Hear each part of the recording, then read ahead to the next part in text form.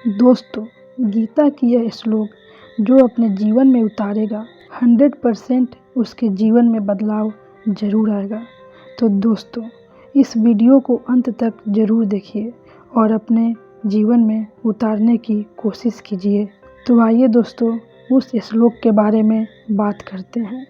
क्रोधाद् भवति सम्मोहः, सम्मोहात् स्मृति विभ्रम, स्मृति भ्रमसाद् बुद्धिनाशो, बुद्धिनाशात् प्रणश्यति।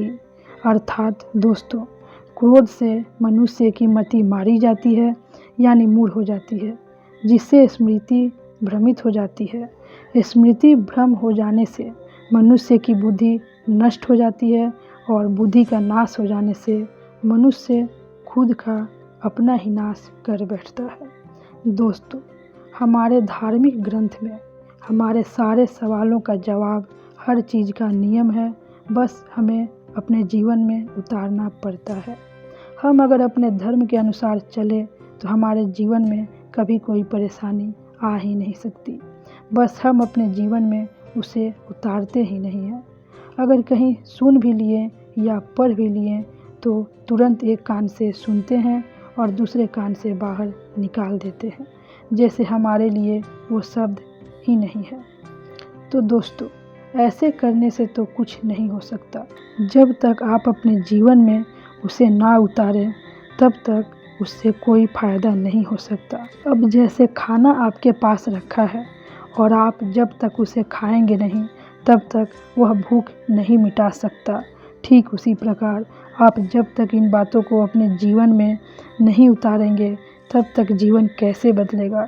इसलिए दोस्तों, आप भी अपने जीवन में अच्छी बातों को उतारना सीखिए, फिर देखिएगा आपका जीवन ज़रूर बदलेगा। अब देखिए कितना अच्छा इस श्लोक में भगवान श्री कृष्ण कहते हैं कि क्रोध से मनुष्य की मति मारी जाती है यानी मूढ़ हो जाती है, जिससे स्मृति भ्रमित हो जाती है। स्मृति भ्रमित हो जाने से मनुष्य की बुद्धि नष्ट हो जाती है और बुद्धि नाश हो जाने से मनुष्य खुद का अपना ही नाश कर बैठता है।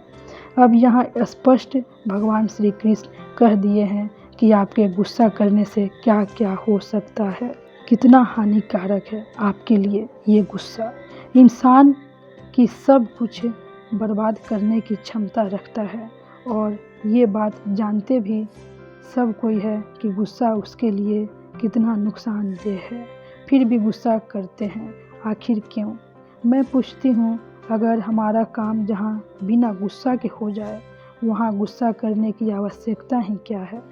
अगर हमारे गुस्सा करने से कुछ भला हो तो समझ में आता है कि गुस्सा करना चाहिए और करो, क्योंकि भलाई के लिए गुस्सा तो होना ही चाहिए। अब जहाँ आपका बिना गुस्सा किए काम बिगड़ रहा है वहाँ आप अगर गुस्सा नहीं करेंगे तो आपका कितना नुकसान हो जाएगा, ये बात आप अच्छी तरह जानते हैं।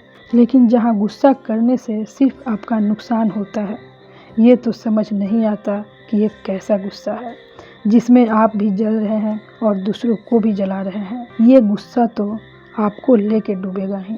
मैं ये नहीं कहती हूँ कि गुस्सा मत करो, गुस्सा करने का भी तरीका होता है, समय होता है। एक्चुअल में कोई जानते ही नहीं है कि कहाँ गुस्सा करना चाहिए और कहाँ नहीं करना चाहिए। अब जैसे भीष्म पितामह को ले लीजिए, जब द्रौपदी का चीरहरण हो रहा था तो चुप थे। अब आप ही बोलिए, क्या उन्हें वहाँ चुप रहना चाहिए था या कुछ बोलना चाहिए था? उन्हें बोलना चाहिए था, उन्हें वहाँ गुस्सा करना चाहिए था और उन्हें वो सब रोकना चाहिए था, पर वो चुप रहे, जिसके कारण आज भी लोग उन्हें गलत बोलते हैं और दोषी ठहराते हैं। जो सही है वो गलत किए तो लोग उन्हें गलत ठहराते हैं। और वहीं दूसरी ओर जटायु को ले लीजिए, जब रावण सीता माता को हरण करके ले जा रहा था तब जटायु उसका विरोध किया, गुस्सा दिखाया और अपने सामर्थ्य अनुसार पूरा कोशिश किया रोकने का। लास्ट में उसका पंख घायल हो गया, जिसके वजह से वो धराशायी हो गया, जिससे लड़ने की सामर्थ्य उसकी खत्म हो गई। लास्ट में उसकी राम जी के गोद में मौत हो गई। जिसके फलस्वरूप राम जी उसका सारे क्रियाकर्म किए एक पुत्र के भांति और उसे स्वधाम दिए, जिसके लिए लोग कितना जप तप करते हैं। खैर दोस्तों, ये तो उदाहरण थी। कहाँ गुस्सा करना चाहिए और कहाँ नहीं करना चाहिए, गुस्सा करने का कला सीखना बहुत ज़रूरी है। मैं तो ये कहती हूँ कि हमें सब कुछ का कला सीखना बहुत ज़रूरी है।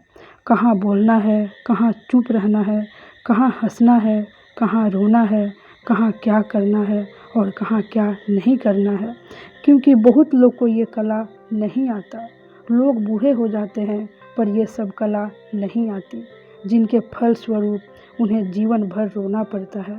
तो दोस्तों, मैं ये नहीं कहूँगी कि आप गुस्सा मत होइए, लेकिन ये ज़रूर कहूँगी कि गुस्सा करने से पहले ये ज़रूर सोच लीजिए कि हमें यहाँ गुस्सा होना चाहिए या नहीं। हमारे गुस्सा होने से कुछ बनेगा या फिर सब बिगड़ जाएगा। और इसका सबसे आसान और अच्छा तरीका यही है कि आप गुस्सा होने से पहले एक बार सोच लीजिए कि ये हमारे लिए सही है या नहीं। इससे सब बनेगा या फिर बिगड़ जाएगा, क्योंकि हर सवाल का जवाब आपके पास ही है। बस ज़रूरी होता है आपको थोड़ा सोचने का। लेकिन दुख का बात यही है कि कोई कुछ सोचते ही नहीं है। बिना सोचे बिना समझे बस कहीं भी कुछ बोल देते हैं और बाद में पछताते हैं। और उससे भी ज़्यादा दुख की बात ये है कि कितना लोग को तो पछतावा भी नहीं होता।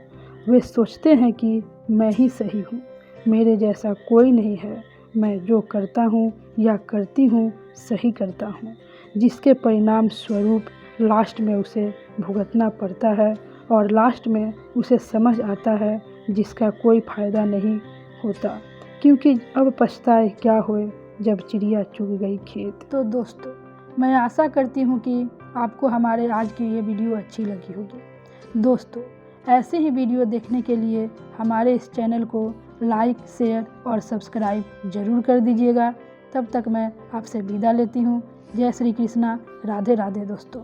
तब तक हमेशा खुश रहिएगा, पॉजिटिव रहिएगा और हमेशा मुस्कुराते रहिएगा।